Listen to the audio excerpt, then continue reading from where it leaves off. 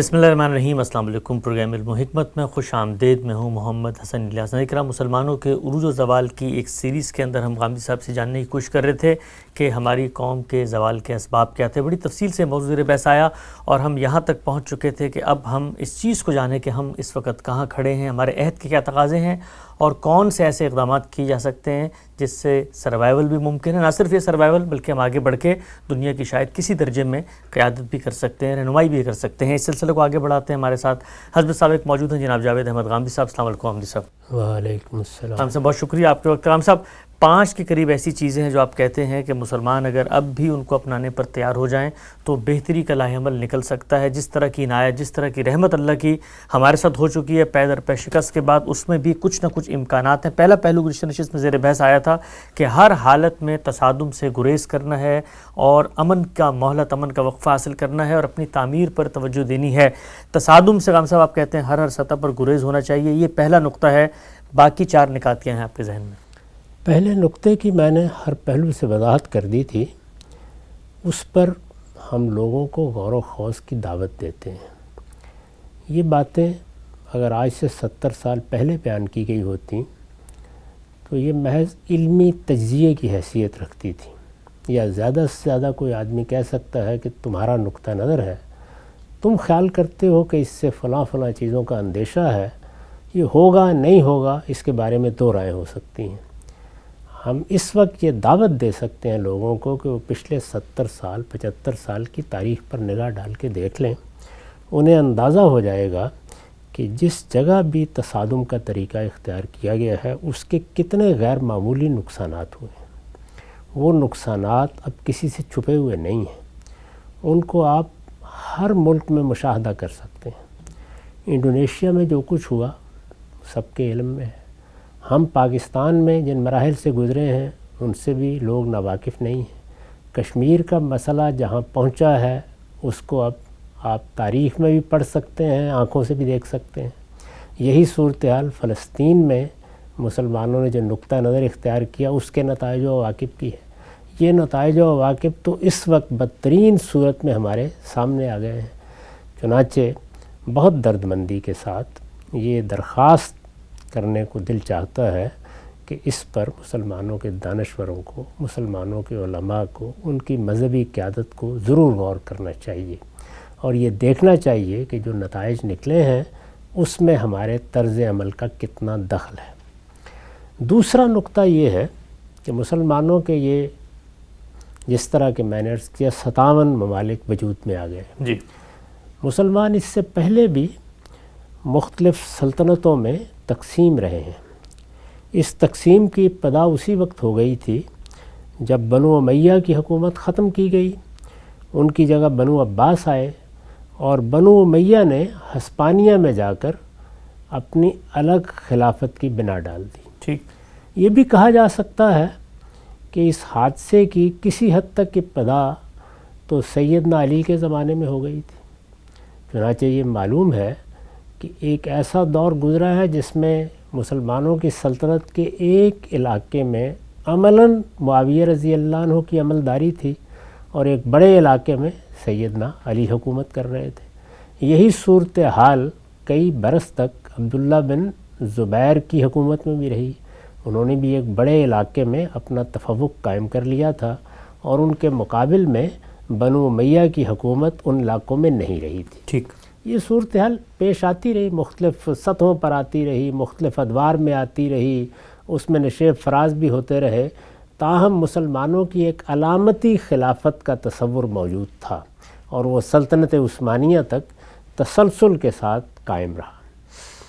अब वो सब चीज़ें ख़त्म हो चुकी हैं। 57 ममालिक, इनकी हैसियत क्या है पहले इसको समझना चाहिए। इनकी हैसियत ये है कि ये दौरे हाज़िर में कौमी रियासतों के तौर पर वजूद पज़ीर हुए हैं।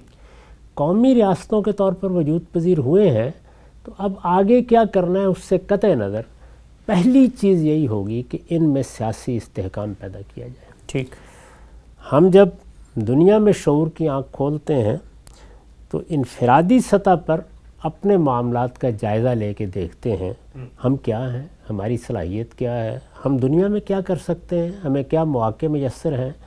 ظاہر ہے کہ جتنا اچھا تجزیہ ہوگا اسی کے لحاظ سے اچھا لائے عمل بھی بنے گا. قومی لحاظ سے بھی بالکل ایسے ہی سوچنا چاہیے. یہ اقوام ہے، ان کے ممالک ہیں، ان کی نوعیت کیا ہے. اگر یہ قومی ریاستیں ہیں تو سب سے پہلی چیز جو سمجھنے کی ہے وہ یہ ہے کہ قومی ریاست میں ریاست اور حکومت کے مابین جو تفریق واقع ہو جاتی ہے اس کا شعور حاصل کرنے میں غلطی نہ ہو. سیاسی استحکام کی بنیاد اس پر قائم ہوتی ہے. میں اس کی وضاحت کرتا ہوں. صورتحال یہ ہے کہ اگر تو یہ قومی ریاستیں اس طریقے سے بنی ہوں کہ رنگ کی بنیاد پر، نسل کی بنیاد پر، زبان کی بنیاد پر آپ اشتراک تلاش کر سکیں.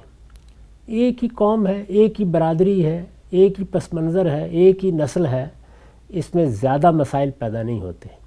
یعنی حکومت اور ریاست دونوں اگرچہ الگ الگ اپنا وجود رکھتی ہیں لیکن عملی اعتبار سے ان میں زیادہ فرق واقع نہیں ہوتا.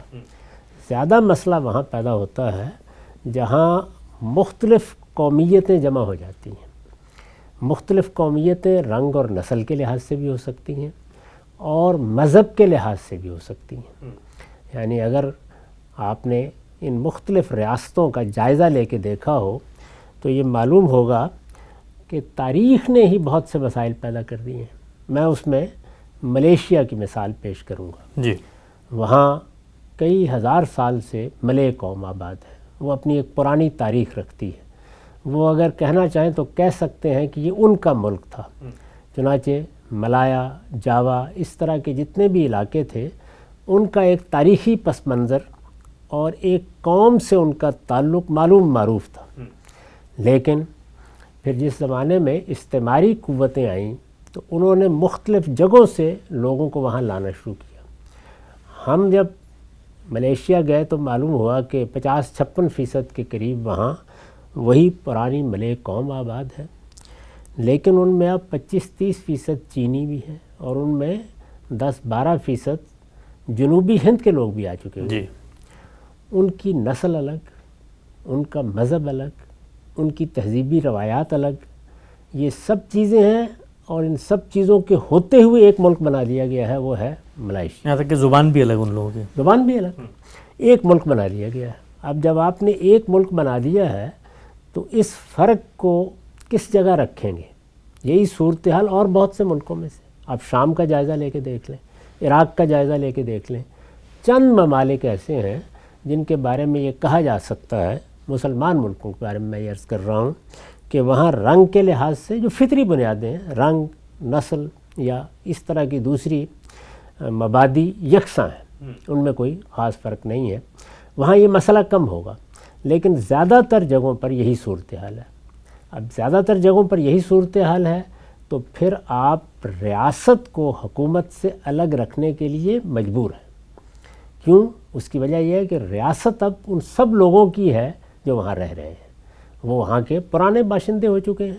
یعنی کوئی 2000 سال پہلے وہاں آیا ہے، کوئی 500 سال پہلے آیا ہے، کوئی 200 سال پہلے آیا ہے. جب بھی آئے ہیں وہ اب ان کے باشندے ہیں. جب وہ باشندے ہیں تو یہ ریاست اب ان سب کی ریاست ہے. سب کی ریاست ہے تو آپ اس پر نہ کسی ایک رنگ کی چھاپ لگا سکتے ہیں، نہ اس کو کسی ایک نسل کی ریاست قرار دے سکتے ہیں، نہ کسی ایک مذہب کی ریاست قرار دے سکتے ہیں. اکثریت کے باوجود آپ یہ فیصلہ نہیں کر سکتے. یہ اب سب کا وطن ہے، سب برابر کے شہری ہیں. یہ کسی نے باقاعدہ فتح کر کے کسی ایک گروہ کے سپرد نہیں کر دیا. یہ کسی بادشاہ کی ملکیت نہیں ہے. جب ان کی صورتحال یہ ہے تو اب ریاست کے معاملے کو آپ کو ان تمام تعصبات اور ان تمام تفریقات سے بالاتر رکھنا ہوگا. رہی حکومت تو اس کے بارے میں یہ طے ہے کہ اکثریت کو حکومت کا حق حاصل ہے. اگر اکثریت کو حکومت کا حق حاصل ہے تو وہ اپنے نظریے کے لحاظ سے، اپنے مذہب کے لحاظ سے جو کچھ پسند کریں گے اسی کو اپنی حکومت کی اور اپنے پروگرام کی بنیاد بنائیں گے. یعنی امریکہ کو دیکھ لینا تو امریکہ اصل میں امریکی قوم کا ملک ہے. امریکی قوم کیا ہے؟ کیا کسی ایک رنگ کا نام ہے، کسی ایک نسل کا نام ہے، کسی ایک مذہب کا نام ہے؟ ایسا نہیں ہے۔ تو ریاست سے متعلق تو آپ کو بہرحال وہی طریقہ اختیار کرنا پڑے گا کہ جو لوگ بھی امریکہ میں رہتے ہیں یا اس کے شہری ہیں ان سب کی برابر کی سطح پر ریاست ہے۔ قومی ریاست میں یہ مسئلہ پیدا ہوتا ہے۔ اگر وہ برابر کی سطح پر سب کی ریاست ہے تو پھر وہ کسی ایک مذہب، کسی ایک رنگ، کسی ایک نسل، کسی ایک زبان کے بولنے والوں کی ریاست نہیں ہو سکتی۔ اگر وہ نہیں ہو سکتی تو کیا حکومتیں بھی اسی کی پابند ہیں؟ تو آپ دیکھیے کہ حکومتوں میں خود جو بڑی جماعتیں ہیں جو حکومت کر رہی ہیں، یعنی یہاں پر تو اب 2-2.5 صدیاں ہو گئیں، جو بڑی جماعتیں حکومت قائم کر رہی ہیں وہ اپنے نظریے کے لحاظ سے اپنا تعارف کراتی ہیں۔ یہ ڈیموکریٹک ہیں، یہ ریپبلکن ہے، دونوں نظریہ ہے، نقطہ نظر ہے، زاویہ نگاہ ہے، دنیا کو کیسے دیکھتی ہیں، معاشرے کو کیسے دیکھتی ہیں، ان کا ورلڈ ویو کیا ہے، وہ کس نوعیت کی معاشرت تہذیب پسند کرتی ہیں، یہ ساری چیزیں بالکل درست ہیں۔ تو ان قومی ریاستوں میں استحکام کی پہلی ضرورت یہ ہے کہ کوئی تفریق ریاست کی سطح پر نہ پیدا ہونے دی جائے۔ میں یہاں جس نقطے پر گفتگو کر رہا ہوں وہ دوسرا نقطہ ہے۔ پہلا کیا تھا؟ یہ کہ تصادم سے ہر حال میں گریز کیا جائے، ہر قیمت پر امن خریدا جائے، جن چیزوں کو ہم اس وقت نہیں پا سکے ان کے معاملے کو مؤخر کر دیا جائے۔ اس وقت جو کچھ اللہ تعالیٰ نے عطا فرما دیا ہے اس پر اس کا شکر ادا کیا جائے اور اس کی تعمیر کا کام کیا جائے۔ تعمیر کے لیے جو پہلی بنیادی چیز ہے وہ سیاسی استحکام ہے۔ تو سیاسی استحکام میں جو سب سے بڑی چیز ہے جس کو پیش نظر رکھنا چاہیے وہ ریاست اور حکومت کا فرق ہے۔ یعنی مسلمانوں کی اکثریت ہے ان سب ملکوں میں، مسلمانوں کو حق حاصل ہے کہ وہ اکثریت کی بنیاد پر قانون سازی کریں، ان کو حق حاصل ہے کہ وہ کوئی پروگرام لے کے نکلیں، اس پروگرام میں ان کی مذہبی تعلیمات کی بھی بڑی اہمیت ہو سکتی ہے اور سیاسی جماعتیں ان تعلیمات کے بارے میں بھی اپنی رائے دے سکتی ہیں۔ وہ ان کی پابندی کیسے کریں گی، ان کا ظہور ان کے پروگرام میں کس طریقے سے ہوگا، وہ اس میں جو جدید معاشرت کے تقاضے ہیں ان کو کس طریقے سے ملحوظ رکھیں گی یا اکاموڈیٹ کریں گی، وہ ان کا پورا پروگرام ہو سکتا ہے۔ لیکن ریاست کے بارے میں یہ ماننا پڑے گا کہ وہ چونکہ قومی ریاستیں ہیں جن میں وطن کو قومیت کی بنیاد بنایا گیا ہے، کیونکہ دنیا میں بڑے پیمانے پر لوگ ایک جگہ سے دوسری جگہ ہجرت کر کے آ چکے ہیں۔ اس وقت تو یورپی ملکوں کو یہی مسئلہ درپیش ہے، یعنی ان میں بھی ایک بہت بڑی تعداد ہے، کہیں عربوں سے لوگ آ گئے ہیں، کہیں ترکی سے لوگ آ گئے ہیں، کہیں ہمارے ملکوں سے لوگ چلے گئے ہیں۔ بڑی بڑی آبادیاں، بڑے بڑے علاقے اب ان کے پاس ہیں، وہ بھی اس کو دیکھ رہے ہیں کہ اب ان کی ریاستوں کی پرانی تفہیم میں بہت کچھ تبدیلی کی ضرورت پیدا ہو رہی ہے۔ تو جہاں جہاں بھی مسلمانوں نے یہ ریاستیں بنائیں یا ان کو یہ ریاستیں مل گئیں، یہ 57 کے 57 ملک سب سے پہلا تقاضا یہ کرتے تھے کہ سیاسی استحکام کے لیے ہم ریاست اور حکومت کے فرق کو بہت اچھی طریقے سے ملحوظ رکھیں۔ یہی وہ چیز ہے جس کے بارے میں نے 2015 میں جب اپنا وہ مضمون لکھا ہے کہ اسلامی ریاست ایک جوابی بیانیہ، اس میں واضح کیا تھا کہ ریاست کی سطح پر کوئی مذہبی بحث نہیں ہونی چاہیے، رنگ اور نسل کی کوئی بحث نہیں ہونی چاہیے۔ یہ قومی ریاستیں اس اصول پر بنی ہیں کہ ان میں رہنے والے تمام لوگ برابر کے شہری ہیں، ان کے مابین کوئی تفریق نہیں ہو سکتی۔ چنانچہ ریاست کو بھی کوئی ایسا لبادہ نہیں پہنانا چاہیے ریاست کو جو تفریق پر دلالت کرتا ہو۔ البتہ حکومتیں وہاں بنانی ہیں ان لوگوں نے جو وہاں رہتے ہیں، اور مذہب اصل میں انہی کو مخاطب بھی کرتا ہے، لہٰذا مذہب کی بھی کوئی بحث اگر پیدا ہونی ہے تو وہ حکومت کی سطح پر ہونی چاہیے۔ یعنی یوں سمجھ لیجئے کہ اسلامی ریاست کا کوئی تصور ان ریاستوں سے متعلق قائم نہیں کیا جا سکتا۔ حکومتیں جس طرح ریپبلکن کی ہو سکتی ہیں، ڈیموکریٹس کی ہو سکتی ہیں، اسی طریقے سے اسلامی جماعتوں کی بھی ہو سکتی ہیں اور اسلامی حکومتیں بھی ہو سکتی ہیں۔ یعنی اگر آپ دیکھتے ہیں کہ جرمنی میں ایک سوشلسٹ حکومت قائم ہو گئی ہے تو پاکستان میں یا کسی اور جگہ پر ایک اسلامی حکومت بھی قائم ہو سکتی ہے۔ حکومت کا مطلب یہ ہے کہ وہ لوگ جن کو مینڈیٹ ملا ہے، جن کو حکومت کرنے کا اختیار ملا ہے، جن کو لوگوں نے ان کی اکثریت کی بنیاد پر منتخب کیا ہے، وہ اپنے پروگرام کے مطابق حکومت کرنے کا حق رکھتے ہیں۔ وہ کسی ازم کے علمبردار ہو سکتے ہیں، وہ کچھ اقدار کو اپنی اقدار قرار دے سکتے ہیں، وہ کسی مذہب کے معاملے میں کوئی بات کہہ سکتے ہیں، یہ ان کا معاملہ ہے۔ اور جب ان کا معاملہ ہے تو حکومت کی سطح پر یہ بحث ہوگی کہ جن جگہوں پر مسلمانوں کی اکثریت ہے وہاں اگر ان کو ان کے دین نے کوئی مذہبی احکام دیے ہیں تو وہ حکومت کے نظام سے کیسے متعلق ہوں گے. یعنی مثال کے طور پر اگر حدود کا معاملہ حکومت سے متعلق ہے تو اس کی کیا حیثیت ہوگی. اسی طریقے سے اگر جہاد و قتال کا معاملہ حکومت سے متعلق ہے تو اس کی کیا حیثیت ہوگی. ریاست کو اس سے الگ کر کے دیکھنا ناگزیر ہو گیا. اور یہ کیوں ہوا؟ اس لیے کہ وطن کی بنیاد پر قومی ریاستیں بنائی گئیں. یعنی ان ریاستوں میں اس کا لحاظ نہیں رکھا گیا کہ کسی ایک رنگ کے لوگوں کی الگ ریاست ہوگی، کسی ایک نسل کے لوگوں کی الگ ریاست ہوگی، کسی ایک زبان کے بولنے والوں کی الگ ریاست ہوگی، کسی ایک مذہب کے ماننے والوں کی. اکثریت بے شک ان سب ممالک میں مسلمانوں کی ہے، لیکن ریاست بحیثیت ریاست وطن کی بنیاد پر بنائی جانے والی قومی ریاست ہے. اس کو آپ عملی اظہار کے لحاظ سے یوں سمجھیے کہ ہم نے بر صغیر میں یہ مطالبہ کیا کہ ہماری الگ ریاست بنا دی جائے. وہ ریاست بن گئی. جب وہ ریاست بنی تو اس سے پہلے، اس ریاست کے وجود میں آنے سے ایک دن پہلے ہم مذہب کی بنیاد پر گفتگو کر رہے تھے، مذہب کی بنیاد پر الگ ہو رہے تھے، مذہب کی بنیاد پر اپنی الگ ریاست کا مطالبہ کر رہے تھے. لیکن جیسے ہی وہ ریاست وجود میں آئی تو اب اس میں رہنے والے بدھ، اس میں رہنے والے ہندو، اس میں رہنے والے سکھ، اس میں رہنے والے مسلمان سب کے سب پاکستانی ہو گئے. جیسے میں نے امریکہ کی مثال دی. یعنی یہ نہیں کہا جا سکتا کہ امریکہ صرف گوروں کا ملک ہے یا یہ صرف ہسپانیہ سے آنے والے لوگوں کا ملک ہے. اس میں مختلف نسلیں ہیں، مختلف رنگوں کے لوگ ہیں. یہی وجہ ہے کہ یہ کہا جاتا ہے کہ یہ تو اصل میں مہاجرین کا ملک ہے، امیگرنٹس کا ملک ہے. تو یہ صورتحال موجودہ دنیا میں قومی ریاستوں نے پیدا کی ہے. سیاسی استحکام کے لیے اس بحث کو ختم کرنا ضروری ہے کہ حکومتیں اپنا پروگرام لے کے آئیں. وہ مذہبی بھی ہو سکتا ہے، وہ کسی جگہ پر معاشرتی بنیاد پر بھی ہو سکتا ہے، وہ معیشت کی بنیاد پر بھی الگ الگ نقطہ نظر کے حاملین ہو سکتے ہیں، جیسے کہ میں نے مثالیں دی ہیں اس کی. اور وہ اپنا پروگرام لے کے آئیں گے، اپنا مینڈیٹ لیں گے، اس کے تقاضوں کو پورا کریں گے. وہ ان کے مذہبی تقاضے بھی ہو سکتے ہیں، لیکن جہاں تک ریاست کا تعلق ہے وہ ان سب چیزوں سے بالکل بالا تر ہوگی. وہ سب باشندوں کی ریاست ہوگی، اس میں کسی کو کسی پر کوئی برتری حاصل نہیں ہوگی. اس کے تمام شہری رنگ سے، نسل سے قطع نظر، اسی طرح مذہبی نقطہ نظر سے قطع نظر ریاست کے شہری ہوں گے. اور اس لحاظ سے ان کے مابین کسی سطح پر کوئی تفریق پیدا نہیں کی جائے گی. سیاسی استحکام کے لیے پہلی بنیادی چیز یہ ہے. اس کے بعد جو دوسری بنیادی چیز ہے وہ یہ کہ کسی ایک نظام پر ان سب لوگوں کا اتفاق ہونا چاہیے جو کسی نہ کسی درجے میں افتراق پیدا کر سکتے ہیں. مختلف قوتیں ہوتی ہیں، ان میں قومیت کی بنیاد پر، ان میں رجحانات کی بنیاد پر، ان میں ان کے نقطہ نظر کی بنیاد پر اور مذہب کی بنیاد پر بھی بہت سے مسائل ہو سکتے ہیں. اب ہم نے ان ریاستوں میں کوئی نظام بنانا ہے. ٹھیک، وہ نظام کیا ہوگا؟ اگر مثالی نقطہ نظر سے دیکھیے تو دنیا میں بھی اس وقت ہر آدمی یہی کہے گا، ہمارا دین بھی یہی کہتا ہے.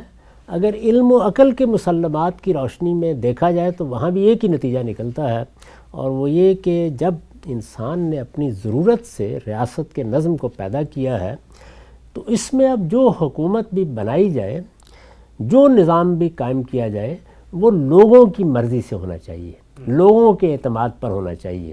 جس کو قرآن مجید نے مسلمانوں کے بارے میں اس طرح بیان کیا کہ امرہم شورا بینہم، ان کا نظم اجتماعی ان کے باہمی مشورے پر مبنی ہے. وہ رائے دیں گے، وہ اپنا نقطہ نظر بیان کریں گے، اسی کی بنیاد پر حکومتیں قائم ہوں گی، اسی کی بنیاد پر قائم رہیں گی. اور اگر وہ کسی موقع پر اعتماد سے محروم ہو جاتی ہیں تو پھر ان کو رخصت ہونا ہوگا. اس اصول کو مان لیا جائے. یہ مثالی بات ہے. اس مثالی نظام کو وجود میں لانے کے لیے کچھ چیزوں کی حیثیت لوازم کی ہے، وہ اس کے پری ریکویزٹس ہیں، آپ ان سے الگ نہیں ہو سکتے. وہ یہی ہیں کہ آپ نے تمام طبقات کے معاملے میں ایک ایسا اصول وضع کر لیا ہے جس سے سوسائٹی کے ارباب حل و عقد متعین کیے جا سکیں. یہ ہمارے یہاں کی اصطلاح ہے. ارباب حل و عقد کا مطلب ہے وہ لوگ جن کو اعتماد کے قابل سمجھ کر لوگوں نے منتخب کر لیا ہے کہ وہ ان کی نمائندگی کر سکتے ہیں. جس طرح کہ آپ کہتے ہیں کہ پارلیمنٹ وجود میں آنی چاہیے، ایک ایوان نمائندگان ہاؤس آف ریپرزنٹیٹو وجود میں آنا چاہیے. یہ مشورے کے لیے ناگزیر ضرورت ہے. ہو سکتا ہے دنیا میں جو تبدیلیاں آ رہی ہیں اس کے بعد اس کی ضرورت نہ رہے اور آپ گھر میں بیٹھے ہوئے ہر معاملے میں ہر شخص کی رائے لے سکیں، لیکن اب تک دنیا میں جو تجربات ہوئے ہیں ان میں یہ ناگزیر ضرورت ہے. خود ہمارے ہاں آپ جانتے ہیں کہ ہمارے علم میں ارباب حل وقت کی اصطلاح استعمال کی جاتی ہے. یعنی یہ وہ لوگ ہیں جو کھولتے ہیں اور باندھتے ہیں. حل وقت کا مطلب ہے کھولنا اور باندھنا، معاملات کی ذمہ داری ان کے پاس ہے. خود قرآن مجید نے الامر کی اصطلاح بھی استعمال کی ہے. یعنی سوسائٹی نے ان کو اعتماد دیا ہے. وہ قبائلی نظام میں اور طریقے سے ملتا ہے، وہ آج کی ریاست میں اور طریقے سے ملتا ہے، وہ انتخاب سے بھی مل سکتا ہے اور وہ لوگوں کے ایک عمومی اجتماعی فیصلے سے بھی حاصل ہو جاتا ہے. اس کی صورتیں مختلف ہو سکتی ہیں لیکن وہ آپ کو بنانا ہوگا. جب آپ اس کو بناتے ہیں تو ہر قوم کی ضروریات مختلف ہو سکتی ہیں، ہر قوم کے حالات مختلف ہو سکتے ہیں. مسلمانوں کو جب یہ 57 ملک ملے تو اس کے پیچھے خود ان کی تاریخ کیا تھی؟ یعنی اگر غور کر کے دیکھیں تو وہ تاریخ اصلاً ولایت عہد کی بنیاد پر قائم ہونے والی حکومتوں کی تاریخ تھی. اچھا. یا آپ کیسی کہہ سکتے ہیں کہ وہ بادشاہت یا ملوکیت کے طریقے کا نظام تھا، یا جس طرح سے امارات میں نظام قائم ہوتے ہیں اس نوعیت کا نظام تھا. پارلیمنٹ کی کوئی روایت ہمارے یہاں اس طرح قائم نہیں ہوئی. ارباب حل وقت کی تعین کا کوئی طریقہ مسلمان دریافت نہیں کر سکے. اس کے بالکل برخلاف اگر آپ رومن امپائر کی تاریخ پڑھیں تو وہاں شروع ہی سے یہ چیز پیدا ہو گئی. سینٹ تھا اور اس یعنی طرح پارلیمنٹ ارباب حل وقت کا ایک باقاعدہ ادارہ، اس کا ایک نظم یا دارالعمرا کہہ لیجئے. یعنی اگر آپ برطانیہ میں بھی جمہوریت کی تاریخ کو دیکھیں تو وہاں دارالعمرا نے بڑا بنیادی کردار ادا کیا اور آہستہ آہستہ پہلے بادشاہ کے اختیارات کم ہونا شروع ہوئے، پھر دارالعمرا کے کم ہونا شروع ہوئے اور اقتدار اصلاً دارالعوام کو منتقل ہو گیا. یہ ایک تدریجی عمل ہے لیکن اس کی بنیادیں وہاں موجود ہیں، قاعدہ وہاں موجود ہے. ہمارے ہاں یہ چیز وجود پذیر نہیں ہو سکی. یعنی رسالت مآب صلی اللہ علیہ وسلم نے جو جماعت پیدا کر دی تھی، ایک دعوت نے جماعت پیدا کی. قبیلے تاریخ سے بنتے ہیں، ان کی بنیادیں نسلی ہوتی ہیں یا رنگ کی بنیاد پر لوگ ایک دوسرے کے ساتھ مناسبت پیدا کر کے اکٹھے ہو جاتے ہیں. زبان لوگوں میں اشتراک پیدا کر دیتی ہے، ان کے معاشی حالات، ان کا ثقافتی پس منظر ان کو ایک قبیلے کی صورت دے دیتا ہے. یہاں جو جماعت بنی جس کو ہم جماعت صحابہ کہتے ہیں، وہ جماعت اصلاً دعوت کی بنیاد پر بنی. ایک پیغمبر کی بعثت ہوئی اور رسالت مآب صلی اللہ علیہ وسلم نے یہ جتنی بنیادیں ہیں ان سب کو ختم کر کے ان کے درمیان سے دین کی بنیاد پر، پیغمبر سے تعلق کی بنیاد پر، پیغمبر کے ساتھ جدوجہد کی بنیاد پر ایک نئی جماعت بنا دی. وہ جماعت صحابہ ہے اور ہم جانتے ہیں کہ کل تعداد کتنی ہے؟ زیادہ سے زیادہ کوئی 1.25 لاکھ کے قریب یہ تعداد ہے. یعنی آپ موجودہ زمانے کے لحاظ سے دیکھیں تو ایک چھوٹے سے محلے میں اتنے لوگ آ جاتے ہیں. ہمارے ہاں جو قومی اسمبلی کے لیے ایک حلقہ بنتا ہے، کانسٹیٹوئنسی بنتی ہے، اس میں اس سے کہیں زیادہ لوگ موجود ہوتے ہیں. تو اتنی تعداد تھی. اس تعداد میں قدرت کے نظام نے جو انسان کے اندر ایک پوٹینشل رکھا ہے، قوت رکھی ہے، اس کا ظہور ہو گیا اور قیادت بھی پیدا ہو گئی. یہ قیادت ہوتی ہے سیاسی قیادت، جس کو ہمارے ہاں ارباب حل وقت کہا جاتا ہے. یہ قیادت ہم گن کر بتا سکتے ہیں. یعنی ہمیں معلوم ہے کہ جو 20-25 سال کی جدوجہد ہے اس نے کیا نتائج پیدا کیے. مسلمان منظم ہو گئے، مسلمان ایک جماعت بن گئے، مسلمان صحابہ کی حیثیت سے اپنی ایک انفرادیت پیدا کرنے میں کامیاب ہو گئے. ہجرت کے لیے ان کو ایک جگہ مل گئی، وہ وہاں آ گئے، وہاں ان کا ایک نظم حکومت قائم ہو گیا. خود رسالت مآب صلی اللہ علیہ وسلم نے اس میں منہاج نبوت کی بنیاد رکھ دی. اس کے ساتھ قیادت بھی پیدا ہو گئی. سیاسی قیادت میں آپ انگلیوں پر گن کے بتا سکتے ہیں کہ سیدنا صدیق ہیں، سیدنا عمر ہیں، ابو عبیدہ بن الجراح ہیں، معاذ بن جبل ہیں، سعد بن عبادہ ہیں، سعد بن معاذ ہیں. انصار کے لیڈروں میں سے بعض دوسرے لوگ ہیں. ایسا ہی معاملہ ان لوگوں کا ہے جن کے 6 افراد کو سیدنا عمر نے منتخب کیا تھا اور ان کو ذمہ داری دی تھی. یہ لوگ ہیں. یعنی یہ گویا قیادت ہے اس وقت کی. ان 6 لوگوں کے بارے میں بھی جانتے ہیں. ان میں عبد الرحمن بن عوف ہیں، ان میں سعد ہیں، ان میں اسی طریقے سے طلحہ ہیں، زبیر ہیں، سیدنا علی ہیں، سیدنا عثمان ہیں رضی اللہ عنہ. تو یہ اس وقت مسلمانوں کی قیادت ہے. مسلمانوں کی یہ قیادت اس دعوت نے پیدا کی ہے. یعنی جس طرح قبائلی قیادت کو قبیلے کی تاریخ پیدا کرتی ہے، اس کے احوال پیدا کرتے ہیں، اس کا ماضی پیدا کرتا ہے، اسی طرح رسالت مآب کی دعوت نے یہ قیادت پیدا کر دی. اس قیادت کے بارے میں کوئی اختلاف ہی نہیں تھا. تو گویا ارباب حل وقت کی ایک جماعت وجود میں آ گئی، 10 12 15 لوگ ہیں. یہ ایک ہاؤس آف ریپرزنٹیٹو بن گیا. اس طریقے سے نہیں بنا کہ انتخابات کرائے جائیں، لیکن اس کو اس دعوت نے، اس جد و جہد نے پیدا کر دیا. جب پیدا کر دیا تو آپ دیکھیں کہ کوئی 25-30 سال یہ ہاؤس آف ریپرزنٹیٹو ہے جس کی بنیاد پر فیصلے ہونا ممکن ہو گئے. یعنی اس میں امرہم شورا بینہم کے اصول پر اس وقت کی قبائلی روایات کے مطابق عمل کرنا ممکن ہو گیا. لیکن جیسے ہی اس جماعت میں یہ ارباب حل وقت ختم ہو گئے، یعنی سیدنا علی رضی اللہ عنہ کی جب شہادت ہوئی ہے تو اس کے ساتھ یہ جماعت بھی ختم ہو گئی. جماعت سے مراد یعنی اس کے ارباب حل وقت، ابتدائی جو لوگ تھے جو سیاسی قیادت کے منصب پر فائز تھے، سب ایک ایک کر کے دنیا سے رخصت ہو گئے. دنیا سے رخصت ہو گئے تو پھر کیا بحران پیدا ہوا. اور جب وہ بحران پیدا ہوا تو پھر مسلمانوں کے اس وقت کے ذمہ دار لوگوں کو یہ فیصلہ کرنا پڑا کہ اب شاید ہم امرہم شورا بینہم کے اصول پر اس طرح حکومت کا نظام نہیں چلا سکتے.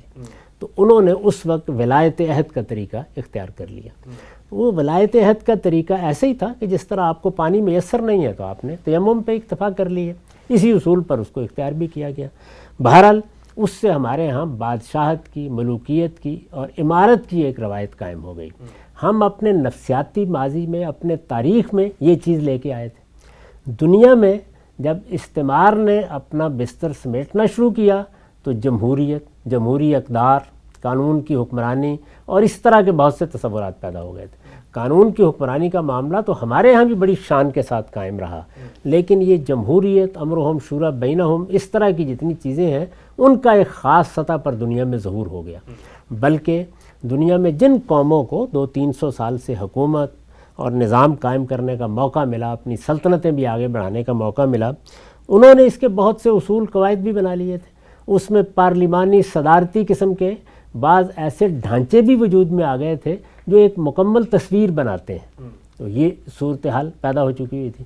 اب اس صورتحال میں ہمارا نظام کیا ہونا چاہیے؟ یعنی یہ 57 ملک ہیں، ان کو فیصلہ کرنا ہے. تو ایک بڑا مسئلہ یہ تھا. اس وقت اگر آپ نگاہ ڈال کے دیکھیں تو اس میں آپ کو 3 طرح کے رجحانات نظر آئیں گے. ایک وہ جگہ ہیں جہاں بادشاہتیں قائم ہیں، وہ بادشاہتیں تاریخ میں ان کو منتقل ہوئی ہیں اور انہوں نے اس کو باقی رکھا ہے. اس کی سب سے نمایاں مثال اگر آپ دیکھیے تو جزیرہ نما عرب ہے. یعنی وہاں پر باقاعدہ مطلق العنان حکومتیں قائم تھیں. وہی حکومتیں ہیں جو کچھ تغیرات کے ساتھ اپنے نظم کو باقی رکھے ہوئے ہیں.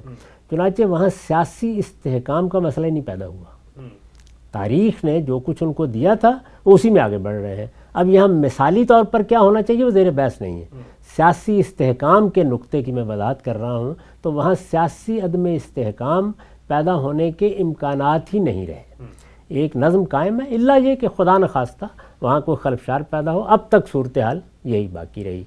دوسرے وہ ہیں کہ جن ملکوں میں اس طرح کا پس منظر ان کو میسر نہیں ہو سکا، یعنی وہاں کوئی پرانی بادشاہتیں، اس طرح کی مستحکم حکومتیں موجود نہیں تھیں، وہاں ایک نئے نظام کو وجود پذیر ہونا تھا. تو ہم نے دیکھا کہ وہاں پھر بہت سے تجربات ہوئے. یعنی اگر کچھ خاندانوں کو بادشاہت دی گئی تو وہ بھی نہیں چل سکی.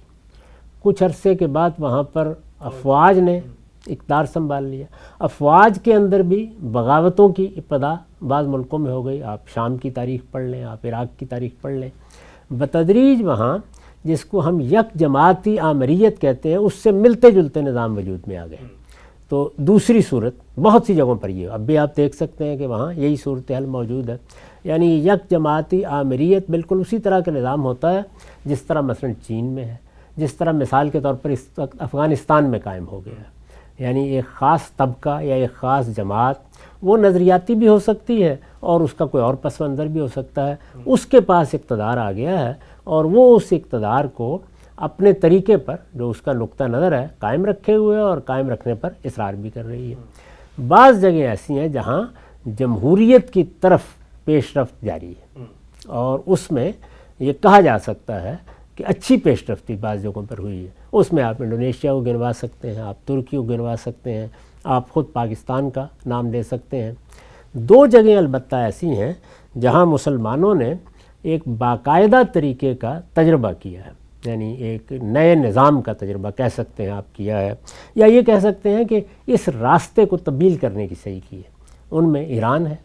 ایران کا تجربہ بڑا غیر معمولی ہے، یعنی وہاں مذہبی لحاظ سے جس گروہ کی اکثریت ہے اس کا پس منظر کیا ہے، ان کے ہاں اقتدار اور سیاست کے بارے میں کیا نقطہ نظر رہا ہے، اس میں امامت کا کیا تصور ہے، ان سب چیزوں کو سامنے رکھ کر وہاں انہوں نے ایک خاص طرح کی پاپائیت پر مبنی نظام بنایا ہے، یعنی مذہبی طبقے کو برتری حاصل ہوگی، اقتدار اصلاً اس کے پاس ہوگا، وہ اپنے تفوق کو قائم رکھے گا، آخری فیصلہ اسی کے پاس ہوگا، لیکن اس کے ساتھ جمہوریت کا پیوند بہت خوبی کے ساتھ لگانے کی صحیح کی ہے، یعنی اس کی تحسین کرنی چاہیے کہ بہرحال ایک تجربہ انہوں نے کیا ہے۔ دوسرا بڑا تجربہ ملیشیا میں ہے۔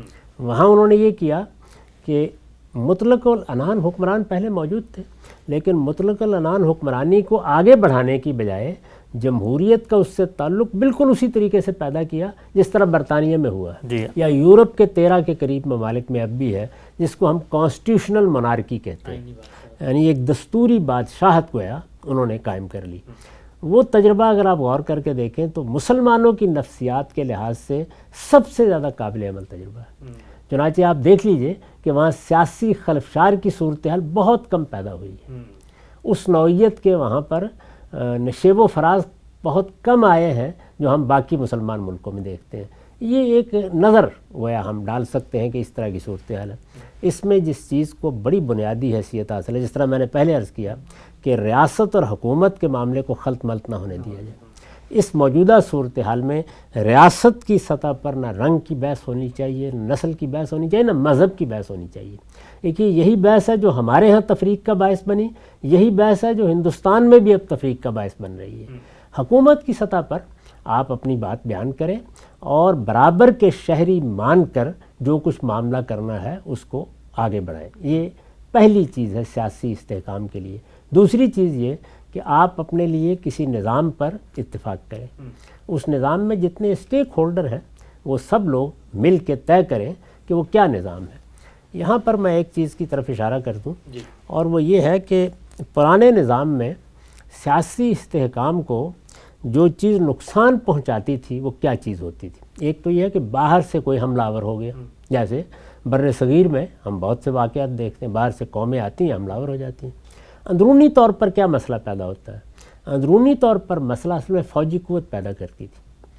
فوجی قوت آپ اپنی حکومت کی نوعیت کے لحاظ سے مجبور تھے کہ شاہی خاندان میں تقسیم کریں، یعنی شاہی خاندان میں یا بالعموم جو شہزادے ہوا کرتے تھے انہی کو مختلف جگہوں پر افواج دے دی جاتی تھی مختلف علاقوں میں۔ اب ان کے پاس فوجی قوت موجود ہے، یوں سمجھیں کہ جیسے آپ کے 12-13 کور کمانڈر ہیں تو اسی طرح کی صورتحال موجود ہے، وہ اپنی اپنی جگہ موجود ہے۔ جب اپنی اپنی جگہ موجود ہیں تو اب جس کے حق میں بھی فیصلہ ہوگا وہ یہ حیثیت رکھتا ہے کہ اپنے فیصلے کے خلاف بغاوت کر دے۔ اچھا، یہ موجود ہے نا۔ اب مثال کے طور پر اگر شاہ جہان نے ایک فیصلہ کیا ہے تو اس فیصلے کو منوایا جائے گا۔ وہ کون منوائے گا؟ ریاست میں فیصلوں کو منوانے کے لیے فوج چاہیے، پولیس چاہیے، یعنی یہ قانون نافذ کرنے والے یا قانون کی برتری کو قائم رکھنے والے ادارے ہیں جن سے ریاست مستحکم ہوتی ہے۔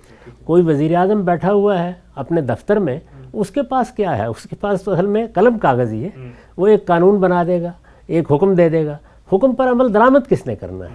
وہ انہی قوتوں نے کرنا ہوتا ہے، انہی اداروں نے کرنا ہوتا ہے۔ اسی طرح ایک چیف جسٹس ہے، وہ عدالت میں بیٹھ کے فیصلہ دے دے گا، اس فیصلے کے بارے میں آپ جانتے ہیں کہ وہ ہوا میں معلق رہ جاتا ہے، اس کو بھی انہی اداروں نے جا کے نافذ کرنا ہوتا ہے۔ تو عام طور پر یہ تھا کہ چونکہ نظم قائم کرنے کے لیے اور مملکت کو اپنی گرفت میں رکھنے کے لیے انہی لوگوں کو ذمہ داریاں دے دی جاتی تھیں، کوئی قومی فوج اس طریقے سے نہیں بنائی جاتی تھی۔ جب یہ نہیں ہوتا تھا تو پھر وہ جو مختلف افواج بن جاتی تھیں ان کے مابین یہ فیصلہ ہوتا تھا کہ اب کون برتری قائم کرے گا۔ شاہ جہان نے جب یہ فیصلہ کیا تو یہی ہوا، جس کے بعد عالمگیر نے ان افواج کو، یعنی وہ چھوٹی چھوٹی جو افواج تھیں ان کو شکست دی، اور اس کے بعد ہی وہ ہندوستان کے شہنشاہ کے منصب پر فائز ہوئے۔ موجودہ قومی ریاستوں میں قومی فوج بنا دی جاتی ہے، یعنی اب یہ 57 ممالک جتنے ہیں ان میں ظاہر ہے یہ نظام تو نہیں ہے، قومی فوج وجود میں آ گئی ہے۔ تو سب سے بڑھ کر یہ کہ وہ قومی فوج کس نظام کو قبول کرتی ہے، یہ قبول کرنا ایک تو یہ ہے کہ تون و کرہن، ایک یہ ہے کہ چیزوں کو سمجھ کر کیا قبول کیا گیا ہے، یعنی اگر اس کا نقطہ نظر الگ ہے، وہ چیزوں کو اور زاویے سے دیکھ رہی ہے، تو اس کا کوئی امکان ہی نہیں ہے کہ آپ کوئی مستحکم نظام کا بہت اہم بات، بہت اہم بات، ہاں یعنی یہ ناگزیر چیز ہے۔ ہمارے ہاں بھی اگر آپ غور کر کے دیکھیں تو میں واقعات میں نہیں جانا چاہتا، یہی نشیب و فراز ہیں جن کے نتائج ہم دیکھ رہے ہیں۔ چنانچہ 70-75 سال عدم استحکام کے، 70-75 سال، پون صدی اس میں گزر گئی ہے۔ اس وقت بھی ہم نہیں کہہ سکتے کہ ہم ایک نظام کے بارے میں اس اعتماد کی جگہ پر آ گئے ہیں کہ اب سب کے ذہن میں اس کا احترام ہے، اس نظام کی سب حفاظت کر رہے ہیں، اس میں ادنیٰ درجے میں کسی انحراف کی گنجائش نہیں ہے۔ ہر وقت خطرہ لاحق ہوتا ہے، کچھ معلوم نہیں کہ کب کون سا ادارہ کیا پروگرام بنا کے کس چیز کو روبہ عمل کرنے کے لیے میدان میں آ جائے۔ اور ظاہر ہے قوت ایک ایسی چیز ہوتی ہے کہ اس کے مقابلے میں آئین، قانون، آپ کے آدرش، آپ کی تقریریں، آپ کے وعظ کوئی اہمیت نہیں رکھتے۔ یعنی وہ قوت جب کوئی فیصلہ کر لیتی ہے تو پھر وہ اس کو نافذ کرتی ہے۔ یہ قوت کی شعوری حیثیت میں مضمر، خرابی کہیں خوبی کہیں، اس نے ایسے ہی کام کرنا ہوتا ہے۔ تو نتیجہ اس کا یہ ہے کہ ہر جگہ جو مسئلہ درپیش ہوا ہے مسلمانوں کو، وہ یہ کہ وہ اپنی پرانی روایت میں تو کوئی نظام رکھتے نہیں تھے، اب انہیں کیا بنانا ہے۔ تو دیکھیے جس جگہ پر بھی ملوکیت ہے، مثلا برونائی میں ملوکیت ہے، جس جگہ پر بھی ملوکیت ہے وہاں پر بہت کم ایسا ہوا ہے کہ کوئی بڑا خلفشار پیدا ہو۔ کیوں؟ اس کی وجہ یہ ہے کہ ولایت عہد کی بنیاد پر ایک نظام قائم ہو چکا ہے کہ آگے ولی عہد ہوگا، اس کا وہ ہوگا، اور اس طرح پرامن طریقے سے ایک ہی خاندان کے اندر انتقال اقتدار کی یہ صورت باقی رہے گی۔ یہی در حقیقت مطلوب بھی ہوتا ہے۔ یعنی سیاسی استحکام کا کیا مطلب ہے؟ یہ کہ جنگ و جدال کی نوبت نہ آئے، اگر ایک حکومت کو تبدیل کرنا ہے تو اس موقع پر پانی پت کا میدان نہ گرم ہو جائے، پرامن طریقے سے انتقال اقتدار ہوتا رہے، اور حکومت جس کے ہاتھ میں بھی ہو اس کے احکام پرامن طریقے سے نافذ ہو جائے۔ یعنی اس کے نفاذ کے لیے میں نے ابھی عرض کیا کہ وزیر اعظم کے احکام بھی کچھ اداروں کے ذریعے سے نافذ ہونے ہیں، اور چیف جسٹس کے احکام دو ہی جگہ سے حکم صادر ہوتا ہے، تو ان کو ایسے ہی ہونا ہوتا ہے۔ جب یہ صورتحال ہے تو یہ لازم ہے کہ وہ کسی نظام پر متفق ہوں۔ یہ کسی نظام پر عدم اتفاق ہے جو مسلسل عدم استحکام پیدا کرتا ہے۔ میں اتفاق اس معنی میں نہیں کہہ رہا، جیسے ہمارے یہاں بھی دستور پر بظاہر اتفاق ہے، لیکن کیا ان اداروں نے بھی اس دستور پر اتفاق کر لیا ہوا ہے؟ اس کی روح کے مطابق اتفاق کر لیا ہوا ہے؟ کیا یہ جس طرح کا نظام چاہتے ہیں یا اپنے جو حقوق سمجھتے ہیں وہ فی الواقع ان کے ہاں اس جگہ مل گئے ہیں جہاں پر یہ اطمینان کے ساتھ بسر کر سکیں؟ تو دو جگہوں سے ہمارے ہاں عدم استحکام پیدا ہوتا ہے۔ ایک قانون نافذ کرنے والے اداروں نے اس نظام کو اپنی روح میں قبول نہیں کیا ہوتا، آخری درجے میں نہیں قبول کیا ہوتا۔ ظاہر ہے کہ اگر وہ اس درجے میں قبول کر لیں تو پھر وہ اگر کبھی مداخلت بھی کریں گے تو نظام کی حفاظت کے لیے کریں گے، یعنی اپنے مقاصد کے لیے نہیں کریں گے، اپنے منصوبوں کے لیے نہیں کریں گے، اپنے خوابوں کو پورا کرنے کے لیے نہیں کریں گے۔ پھر ان کی مداخلت کی نوعیت بھی اگر کبھی ہوگی تو اس نظام کے استحکام کے لیے ہوگی۔ دوسری چیز کیا ہے؟ دوسری وہ ہے جس کی طرف میں نے پیچھے بھی اشارہ کیا تھا کہ ہمارے ہاں مذہبی اور سیاسی قیادت چونکہ دو حصوں میں تقسیم ہے، یہ مسلمان ملکوں میں کم و بیش ہر جگہ ہے۔ جب یہ صورتحال بر صغیر میں زیادہ ہے، جب یہ صورتحال ہے تو پھر مذہبی قیادت کے لیے کوئی جگہ نکالنی ہوگی۔ مذہبی قیادت کو ریاست کا نظام دے دیا جائے، اس سے زیادہ کوئی خطرناک چیز نہیں ہو سکتی۔ اچھا، میں آپ سے یہ عرض کرتا ہوں کہ افلاطون نے یہ خواب دیکھا تھا کہ فلسفیوں کو حکومت دے دی جائے۔ میں یہ عرض کروں گا کہ اس سے بھی زیادہ خطرناک کوئی چیز نہیں ہو سکتی۔ اچھا، سیاست کچھ عملی تقاضے چاہتی ہے، جبکہ مذہبی علماء، دانشور، فلسفی، حکیم یہ اپنی روح میں، اپنی شخصیت میں، اپنے پس منظر میں مثالیت پسند ہوتے ہیں۔ مثالیت پسندی اس جگہ پر بڑی قیمتی چیز ہے جہاں آپ مشورہ دے رہے ہیں، جہاں آپ رائے دے رہے ہیں، جہاں آپ تنقید کر رہے ہیں، جہاں آپ آدرش بتا رہے ہیں، جہاں نصب العین کی طرف توجہ دلا رہے ہیں، بڑی قیمتی چیز ہے۔ لیکن عملی تقاضوں کے لحاظ سے اس سے زیادہ خطرناک چیز کوئی نہیں ہوتی. تو عملی طور پر سیاسی قیادت ہی کے پاس نظم رہنا چاہیے. لیکن اب پھر یہ سوال پیدا ہوتا ہے کہ جس طریقے سے کسی ملک کی قانون نافذ کرنے والی قوتوں کو اس نظام میں شرع صدر ہونا چاہیے، اسی طریقے سے جو مذہبی قیادت ہے اس کو شرع صدر بھی ہونا چاہیے اور اس کے ساتھ اس کی جگہ بھی متعین کرنی چاہیے، کیونکہ وہ پیدا ہو چکی ہے. اس میں ہماری تاریخ میں مختلف طریقے اختیار کیے گئے. مثال کے طور پر میں اس سے پہلے بھی کئی بار عرض کر چکا ہوں کہ عباسیوں نے یہ کیا کہ مذہبی قیادت جو کچھ بھی پیدا ہو رہی تھی اس کے لیے عدالتی نظام کھول دیا، یعنی جوڈیشری کو ایک لحاظ سے ان کے حوالے کر دیا. قاضی ابو یوسف کا انتخاب کیا. پہلے وہ کوشش کرتے رہے کہ امام ابو حنیفہ اس کے لیے راضی ہو جائے، پھر انہوں نے قاضی ابو یوسف کا، ان کے تلمیذ رشید کا انتخاب کیا، ان کو قاضی القضات چیف جسٹس بنایا اپنی بڑی سلطنت کا، اور پھر صدیوں کے لیے یہ نظام ہمارے مذہبی علماء کے سپرد ہو گیا. یہ صورتحال ہوئی. اچھا، عثمانیوں نے اس میں ایک مزید کام یہ کیا کہ اس جگہ پر ایک شیخ الاسلام کا تقرر کر دیا اور بہت سے مراسم اس سے متعلق کر دیے. اس طرح کی صورتحال اب مثلا انگلستان میں بھی دیکھیں گے. وہاں پر بھی بشپ آف کینٹربری مذہبی طبقے کو ایک خاص حیثیت حاصل ہے. وہ ان کے ہاں دارالعمراء میں ایک خاص جگہ پر بیٹھتے ہیں اور اس جگہ کے لحاظ سے یا ان مراسم کے لحاظ سے وہ گویا ریاست کے نظام کا ایک حصہ بن جاتے ہیں. تو انہوں نے بھی یہ طریقہ اختیار کیا. اسی طرح کا معاملہ شیخ الاسلام کا منصب کو 30-32 کے قریب ہوئے ہیں عثمانیوں کے ہاں. آپ اب بھی دیکھ سکتے ہیں جا کر، ان کے مقابر بالکل الگ ہیں، ان کے لیے الگ ایک حیثیت تسلیم کی جاتی تھی. یہ ہماری تاریخ میں ہے. بہرحال کوئی نہ کوئی راستہ نکالنا ہوگا اس کسی کو کوئی، ورنہ کیا ہوگا؟ ورنہ یہ ہوگا کہ مذہبی طبقہ یا مذہبی قیادت خود برسر اقتدار آنے کی جدوجہد کرے گی. ایران میں یہ ہو گیا. ہمارے ہاں بھی جو سیاسی جماعتیں مذہبی بنیاد پر بنی ہیں وہ اصلاً اسی کی جدوجہد کرتی ہیں. اس سے مذہبی علم کے درمیان اور سیاسی قیادت کے درمیان مخاصمت کی بنیاد پڑ جاتی ہے. یہ عدم استحکام پیدا کرنے کا دوسرا عامل ہے. تو میرے نزدیک یہ وہ چیزیں ہیں کہ جن کو طے ہونا چاہیے ہر حال میں کہ ہم جو نظام بھی بنا رہے ہیں اس نظام پر ایک تو قانون کی حکمرانی قائم کرنے والے اداروں کا کامل اطمینان ہو، ورنہ وہ سازشیں کریں گے، دائیں اور بائیں سے حملہ آور ہوں گے، ان کے اپنے اندر تفریق پیدا ہوگی، وہ نظام کو چلنے ہی نہیں دیں گے، وہ مختلف منصوبے بنائیں گے، وہ اپنے کٹ پتلی لوگ تیار کریں گے. یعنی اس طرح کے بے شمار کام جو میرے خیال میں اب میں اگر گنوا بھی دوں اور اطلاق کر کے بھی دکھا دوں تو کوئی خاص فرق نہیں پڑے گا. لوگ بہت اچھی طرح جانتے ہیں کہ وہ جہاں جہاں بھی ہوئے ہیں، وہ ترکی میں آپ دیکھ لیں، وہ انڈونیشیا میں اس کی تاریخ کا آپ مطالعہ کر لیں، اس کی تاریخ آپ شام اور عراق میں دیکھ لیں، افریقہ کے بعض ممالک میں دیکھ لیں، بالکل اسی طریقے سے ہوگا. اور یہی معاملہ مذہبی قوتوں کا ہے.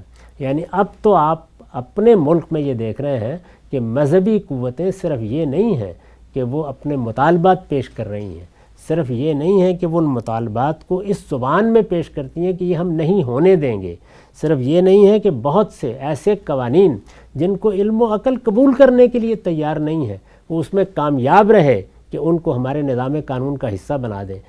صرف یہی نہیں ہے کہ وہ اپنی طاقت کا مظاہرہ کرنے پر آ جاتے ہیں، بلکہ اس سے آگے بڑھ کر ان کے زیر اثر وہ گروہ منظم ہو گئے ہیں جن کو آپ خوارج قرار دے کے اب ان کے خلاف لڑ رہے ہیں. تو یہ میرے نزدیک عدم استحکام کے عوامل ہیں. ان کو ہر حال میں ایڈریس ہونا چاہیے اور ایسے نظام کی طرف بڑھنا چاہیے تھا مسلمانوں کو کہ ان کے ہاں سیاسی استحکام کی منزل قریب آتی.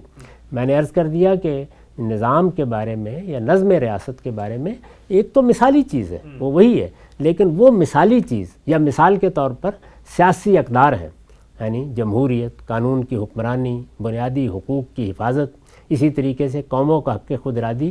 یہ سب چیزیں نصب العین بن سکتی ہیں، آدرش بن سکتی ہیں. ان کو سامنے رکھ کر ہم اپنا نظم بنا سکتے ہیں، لیکن چشم زدن میں آپ یہاں پہنچ جائیں یہ مثالیت پسندی ہوگی.